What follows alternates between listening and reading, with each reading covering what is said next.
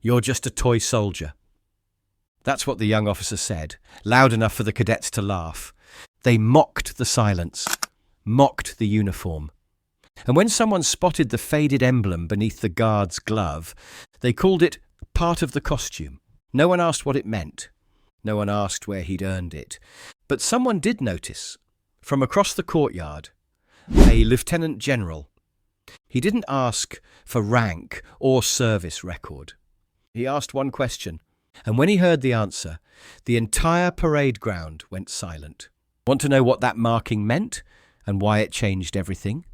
Hit subscribe and tell us in the comments where you're watching from. Let's begin. The London afternoon hung thick with summer heat that made wool uniforms stick to your back. Horse Guards parade stretched out under the sun like a stage set for empire, all polished stone and brass catching light that made tourists reach for their cameras. Corporal Ellis Ward stood second from the front of the ceremonial line, bareskin casting shadows across eyes that had seen things most people couldn't imagine. At 38, he was older than the other guards by a decade, maybe more. His jaw carried the kind of weathering that comes from squinting through desert sun and sleeping on ground that's either too hot or too cold, never just right. The scar above his collar was barely visible unless you knew what shrapnel damage looked like, a thin white line that disappeared into his hairline, the kind of mark that comes from being too close when something explodes. The tourists loved it, the precision, the silence, the way these men could stand perfectly still while London swirled around them like monuments. Most never looked close enough to see the details that mattered, the way Ward's left hand gripped the rifle with fingers that had muscle memory of weapons that actually fired back, or how his breathing stayed controlled in a rhythm that spoke of someone who'd learned to stay calm when everything was falling apart. That afternoon, the usual crowd included a group that should have known better. A dozen military cadets from the NATO exchange program clustered near the rope barrier, their voices carrying that particular confidence of young people who think they understand more than they do. American mostly, with a few French and German uniforms mixed in. Their escort, a second lieutenant named Blake Halverson, looked barely old enough to shave, let alone wear those West Point bars on his collar. "Look at them," Halverson said, not bothering to lower his voice as he gestured toward the line of guards. "Wind-up dolls. I bet they haven't touched a real rifle in years. Probably don't even know which end the bullets come out of." One of his cadets, a lanky kid from Tennessee, laughed and pointed his phone at Ward. "That one hasn't blinked since we got here. Think they program them in the morning?" Ellis Ward didn't react. Couldn't, even if he wanted to. But something about his stillness made the smarter ones in the group shift uncomfortably. A German cadet, older than the rest with the bearing of someone who'd actually seen military service, shifted his weight and muttered, "Maybe we should show some respect." "Relax," Halverson cut him off with a dismissive wave. "It's not like they can hear us. Besides, someone should tell them what real soldiers look like. We've got guys back home running live fire exercises while these people are playing dress-up for the camera crews." The French cadets had gone quiet, their earlier enthusiasm fading into something that looked like embarrassment. One of them, a girl with lieutenant's bars who looked like she came from a military family, whispered something urgent to her companion in rapid French. But Halverson was just getting started. He'd noticed something that made his grin widen, a strip of fabric poking out from beneath Ward's left glove. Dark green, frayed at the edges, definitely not regulation. It looked old, worn, like something that had survived more than ceremonial duty. "Check this out," he said, stepping closer to the rope and raising his voice. "Is that duct tape? What is that, a good luck charm? Maybe his girlfriend gave him a friendship bracelet to remember her by." His voice carried across the stone courtyard, drawing attention from other tourists. Ellis Ward remained frozen, breathing controlled like someone who'd learned to stay calm when everything was falling apart. Halverson turned to his group, grinning. "You know what this is? This is what happens when a military becomes a museum piece. Real soldiers are out there running ops, doing actual military work. Meanwhile, these guys are standing here dressed like Napoleon's backup dancers. Laughter rippled through some of the cadets. Not all. The German who'd spoken earlier looked like he wanted to disappear, and the French girl was trying to pull her group away. "Hey, Corporal," Halverson called out. "You move when a real officer gives you an order, or are you part of the architecture?" Still nothing. "Look at him," Halverson said, his voice getting louder. "No reaction. This isn't military service, it's community theatre with better costumes." A few tourists had stopped to watch now, some filming with their phones, others just curious about the loud American making a scene. The other guards in the line remained perfectly still, but there was a subtle tension in their posture now, the kind that comes when one of your own is being targeted and you can't do anything about it. "We've got infantrymen back home doing real work," Halverson continued, really hitting his stride now. "Running patrols in actual hostile territory, making life and death decisions, putting their lives on the line for something that matters, while you're out here playing dress-up for the tourist cameras, collecting photo ops like some kind of military mascot." That's when someone else moved. Across the courtyard, a man in a subdued dress uniform had stopped walking. Lieutenant General Charles Redford wasn't supposed to be here, but now he'd stopped dead, staring at something that made his blood run cold. That strip of fabric under Ward's glove. Dark green against the red wool, with markings that looked almost black against the faded material. Redford had seen that pattern before, in classified files, in after-action reports that technically didn't exist. His jaw tightened as he watched the young lieutenant continue his performance, oblivious to what he was actually looking at. Redford had read about men like Ward, had signed the orders that sent them into places that didn't appear on any map, to do things that would never make the evening news. He started walking toward the group, his steps measured but deliberate. The cadets noticed him approaching first, the way you notice a storm front moving in, all quiet pressure that makes the air feel different and smaller creatures seek shelter. The American lieutenant was still talking, still playing to his audience, when Redford reached the rope barrier. He didn't announce himself, didn't clear his throat or demand attention. Just stood there for a moment, studying the man in ceremonial dress with the kind of intensity that made nearby conversations die away. When he finally spoke, his voice was quiet but carried the weight of absolute authority. "Corporal," he said, not quite conversational but far from commanding, "where'd you come by that marking?" The courtyard had gone quiet. Even the tourists sensed something important was happening, though they couldn't have said what. The clicking of cameras slowed. Conversations died mid-sentence.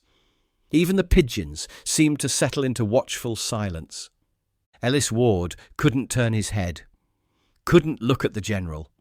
The regulations that governed ceremonial duty were absolute. No movement, no acknowledgement, no breaks in composure. But the question had been asked by someone with the authority to ask it, and it deserved an answer.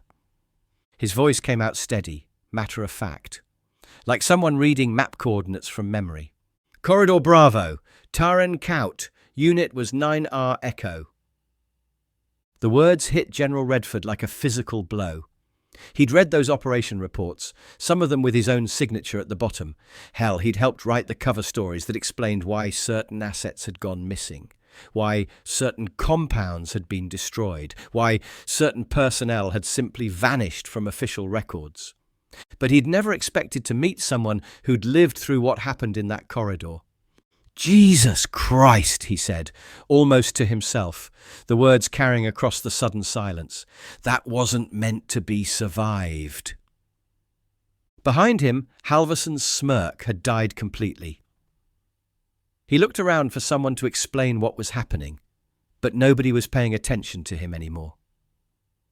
The casual confidence had drained from his face, replaced by the slow, sick realization that he'd walked into something much bigger than he'd understood. The German cadet who'd tried to stop him earlier was now standing at rigid attention, his face pale. The French cadets had gone completely silent, their earlier discomfort transformed into something approaching horror. Redford stepped closer to the rope, his voice dropping to something more private, but still audible to the growing crowd. "I read the debrief on Corridor Bravo," he said, his words heavy with the weight of classified knowledge. "You were pinned under collapsed masonry for 12 hours before QRF could reach your position. Lost comms 6 hours into the firefight. No air support, no medevac, no backup coming." Ward didn't respond. Couldn't break his stance. But something in his posture, the almost imperceptible tightening around his eyes, the way his breathing hitched just slightly, suggested the memories were still sharp, still close to the surface. "Only 2 names came out of that compound," Redford continued, his voice carrying just far enough for the assembled crowd to hear. 2 out of 7. The other survivor never walked again.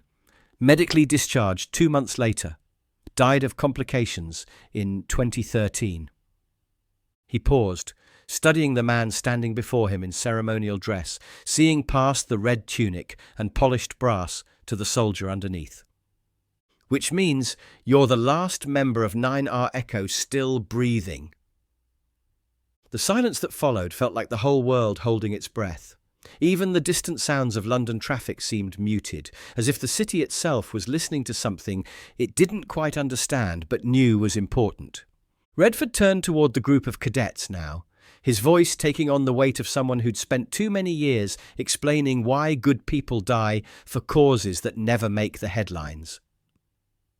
"To those of you visiting from overseas," he said, his words precise and measured, "this man's uniform may look like theatre to you.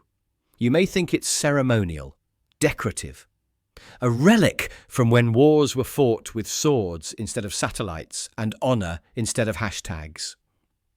He gestured toward Ward's hidden emblem, the faded green fabric barely visible beneath his glove. "But some uniforms carry stories that never get told. Some carry ghosts that never get buried. And that marking you've been joking about isn't decoration. It was issued in the back of a supply truck 6 hours before a mission that never made the news, never got a Wikipedia page, never became a movie or a book, or a grateful nation's grateful acknowledgement." His eyes found Halverson now, not angry exactly, just disappointed in the way that cuts deeper than shouting ever could. "Lieutenant, when you questioned this man's worth, you mocked a patch earned under blackout conditions in a compound that officially never existed. You mocked the last survivor of a unit that most of your country's generals never knew existed, doing work that most of your country's citizens pray they never have to know about." Halverson's mouth moved, but no sound came out. The confident swagger had evaporated completely, leaving behind a young officer who suddenly understood he'd stumbled into waters much deeper than he'd ever imagined. One of the younger cadets, an Air Force ROTC kid who couldn't have been more than 19, whispered, 9R Echo. I thought that was just rumours, stories people told." Another muttered, "They were disbanded after the blast at—" "Wait, was that real?" Redford's voice cut through the whispers like a blade through silence. "Let me tell you what that patch means," he said, his words carrying the authority of someone who'd signed too many death certificates and written too many letters to parents who'd never see their children again. "Since apparently no one bothered to teach you that some things are more important than the stories you tell about them." The courtyard felt smaller suddenly, like the buildings themselves were leaning in to listen, like history was pressing close to make sure every word was heard and remembered. 9R Echo wasn't official, Redford began. They weren't supposed to exist. No social media posts, no homecoming parades, no medals ceremonies, just a designation on classified orders and flight manifests with redacted destinations. He paused, letting that sink in. They were dropped into Helmand Province in 2008 under Operation Marefold, buried so deep inside Joint Task Force operations that most commanding officers didn't know they existed. The silence was absolute now. Even the pigeons had stopped moving. Their job was route clearance, Redford continued, each word measured and deliberate. Quiet entries into hostile territory, permanent solutions to problems that couldn't be solved with traditional forces, conventional tactics, or public accountability. They went in first, they cleaned up what needed cleaning, and they disappeared before anyone could ask uncomfortable questions about methods or collateral damage. He looked at Ward again, standing rigid in his ceremonial pose, and something like reverence crept into his tone. Corridor Bravo was a supply route through Tarin Kowt, 4 kilometres of road that NATO convoys used to move supplies between forward operating bases. Intelligence said insurgents had mined it, prepped ambush positions every 200 metres, placed IED cells with overlapping fields of fire. A 200-vehicle convoy with medical supplies and winter gear was scheduled to use that route in 36 hours. Redford's voice carried the weight of someone who'd read too many casualty reports, signed too many death certificates, made too many phone calls to families who'd never be whole again. Ward's unit went in to clear it. 7 men against an estimated 40 insurgents in prepared positions. No air support available. Everything was committed to a major operation 2 provinces over. No backup, no extraction plan, no margin for error. A pause that felt like prayer. They never made it out.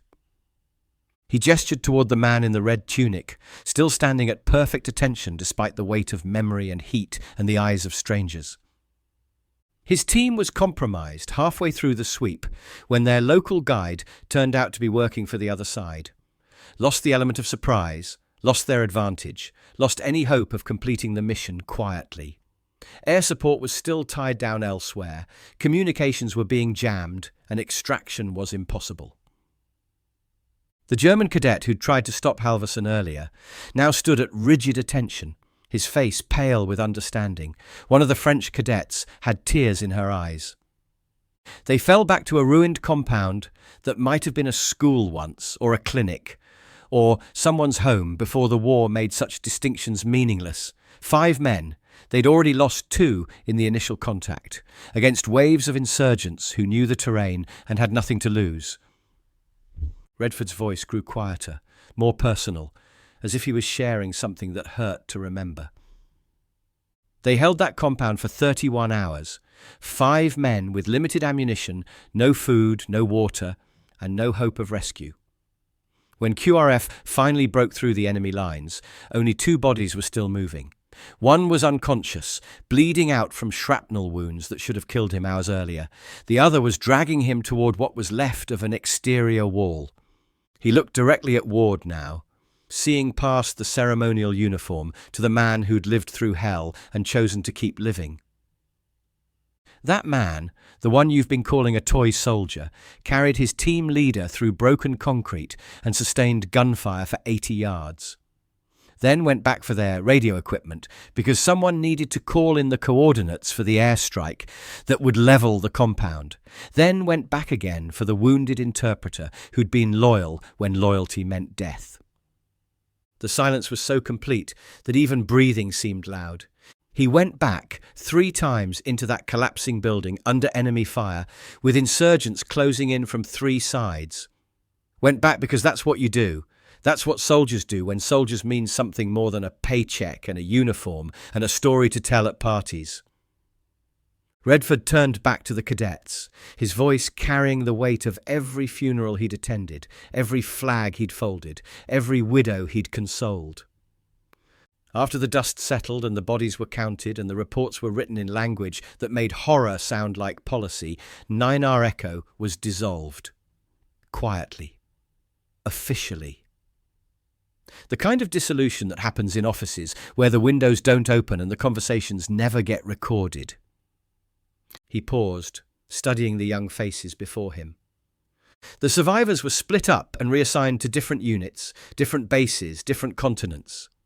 One was medically discharged within 6 months when it became clear his body would never recover from what had been done to it. The other... Redford looked at Ward's perfectly pressed uniform, his ceremonial rifle, his absolute stillness in the face of heat and scrutiny, and the weight of unwanted attention. The other requested assignment to ceremonial duties. Not because he wanted recognition or easy duty, or a safe posting where nobody shoots at you, but because he understood that guarding this place, this tradition, this symbol, this idea of what we're supposed to stand for, meant something to the men who never made it home. The silence that followed was different from ceremonial silence.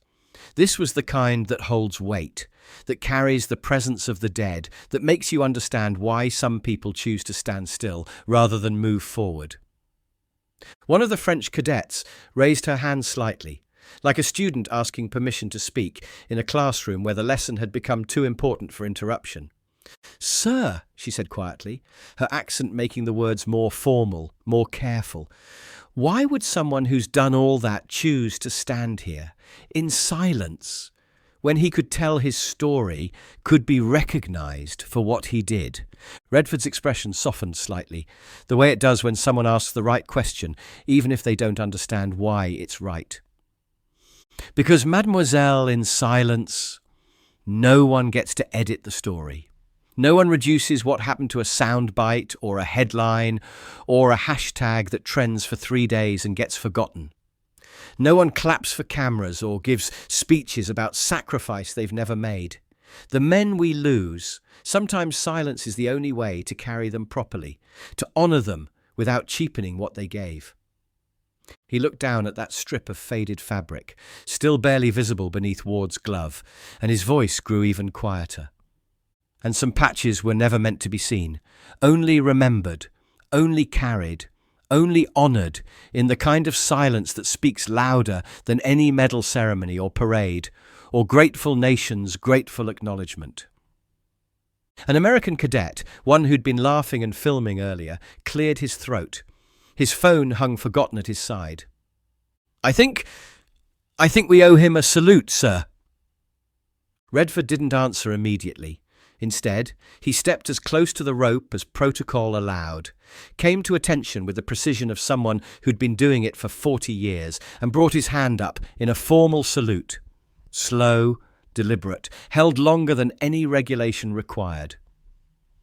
It wasn't part of any ceremony. It wasn't authorized by any manual. It wasn't the kind of thing that happened in tourist areas where cameras recorded everything and nothing stayed private. But Redford held it anyway. Eyes locked on the man who had once held a crumbling compound by himself and now stood guard over something larger than tradition, more important than spectacle. When he finally lowered his hand, his voice was quiet but clear enough to carry across the stone courtyard and into the silence that had settled over everything like a benediction. "If Corporal Ward chooses to stand here in silence, he's earned that right 100 times over. And if anyone else has a problem with how he serves, they can come explain it to me personally." The words carried across the courtyard like an echo that wouldn't fade, settling into the spaces between the cobblestones and the gaps in understanding, and the sudden sharp awareness that some things are too important to mock. Behind the rope, the cadets had straightened without being ordered to. Some held their hands behind their backs in modified attention. Others simply bowed their heads. The mockery from earlier felt like something that had happened years ago instead of minutes, in a different place to different people who hadn't yet learned what respect actually looked like. Halverson looked down at his boots, his jaw working like he was trying to swallow something bitter and sharp. When he finally looked up, his voice was barely above a whisper, stripped of all the confidence that had carried him through his earlier performance. "Corporal Ward," he said, and the words came out rougher than he'd intended. "I didn't know. I'm sorry. I'm really, truly sorry."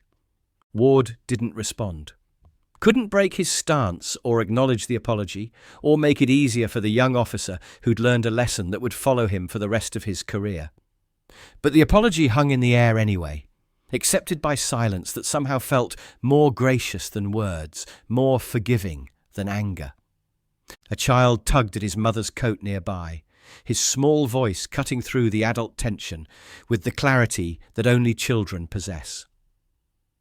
"Mummy, what's that soldier guarding?" The woman looked at the silent figure in red, understanding something she hadn't moments before, seeing past the uniform and the ceremony to the man underneath and the weight he carried. "Not the palace, love," she said softly, her voice thick with something that might have been tears, something more important than that. The ceremony continued around them as it always did. Drums resumed their rhythm in the distance. Horses clattered on cobblestone somewhere beyond the arch. The crowd's attention began to drift back to the spectacle they'd come to see, the scheduled performance that followed rules everyone understood. But something had changed in that courtyard. Not just for the cadets who'd learned what real service looked like when it wasn't performing for an audience, but for everyone who'd witnessed a ghost become real, if only for a moment, in the space between mockery and understanding. Ellis Ward completed his rotation without a flicker of acknowledgement.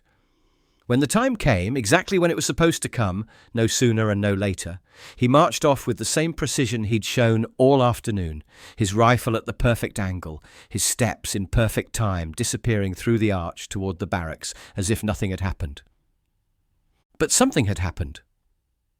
In the quiet of the changing room, Ellis sat on a wooden bench worn smooth by decades of soldiers. He carefully removed his gloves and reached into his locker, withdrawing a small velvet pouch. Inside was the original patch, smaller, darker, stained with things that wouldn't wash out. Next to it, a folded piece of paper yellowed with age. 5 names, handwritten in blue ink. Below them, a date, 12th of August, 2008. 4 of the names had lines drawn through them, each in different ink, added at different times as word of each death had reached him. The 5th name, his own, was circled once. No commentary, no explanations, no dramatic declarations or promises or threats. Just a list of men who'd stood together when everything fell apart, who'd done what needed doing when doing it meant dying, who'd given their lives so that others could keep theirs. Ellis looked at it for a moment, running his thumb over the paper with the gentleness of someone touching something sacred. Then he refolded it along the old creases and placed it back with the patch, wrapping both in the tissue paper and sealing them in the velvet pouch like relics in a shrine. Tomorrow he'd stand again. Another shift, another crowd, another chance for someone to see only the uniform and miss the man wearing it. There would be more jokes, more cameras, more people who looked at him and saw only what they expected to see. But that was fine. That was the point, really. He wasn't standing for applause or recognition or understanding. He wasn't standing so people would know his story or thank him for his service or make him feel better about the choices he'd made and the prices he'd paid. He was standing for the names on that paper. For the men who'd given him the chance to stand at all. For the interpreter who'd died loyal and the team leader who'd died brave. And the communications specialist who died young, and the medic who died trying to save someone else. In the silence of the empty barracks, listening to the sounds of London life continuing outside the windows, that felt like enough. More than enough. It felt like exactly what he was supposed to be doing. Have you ever seen someone dismissed as ceremonial before learning what they'd really done to earn their place? Do you think service in the shadows deserves the same recognition as medals worn in daylight? And if you'd noticed that faded patch beneath his glove, would you have asked what it meant? Or would you have walked past like everyone else? If this story made you stop and think, even for a moment, hit that subscribe button and ring the bell. We share stories like this every day. Reminders that not every uniform tells its story out loud, not every hero needs a cape, and not every sacrifice gets a parade. Share this with someone who thinks they know what real service looks like. It might change how they see the world, how they see the quiet people around them, how they understand that sometimes the strongest people are the ones who never need to tell you how strong they are. There are more stories waiting for you right now.